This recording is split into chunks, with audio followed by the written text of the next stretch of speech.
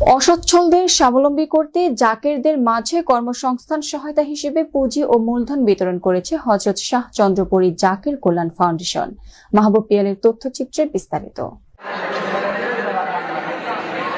বুধবার বাদ ফজর ফরিদপুরের সদরপুরে ঐতিহ্যবাহী চন্দ্রপাড়া দরবার শরীফে এই সহায়তা দেয়া হয়। দরবার শরীফের গদিনসীন পীর ও ফাউন্ডেশনের চেয়ারম্যান শাহ সফি সৈয়দ কামরুজ্জামান এই অনুদান প্রদান করেন। অসচ্ছলদের কর্মসংস্থান সৃষ্টিতে একক আর্থিক সহায়তার পাশাপাশি গরু ছাগল সহ বিভিন্ন উৎপাদনমুখী উপকরণ প্রদান করা হয়, যা তাদের স্বাবলম্বী হতে সহায়তা করবে বলে ফাউন্ডেশন থেকে জানা যায়।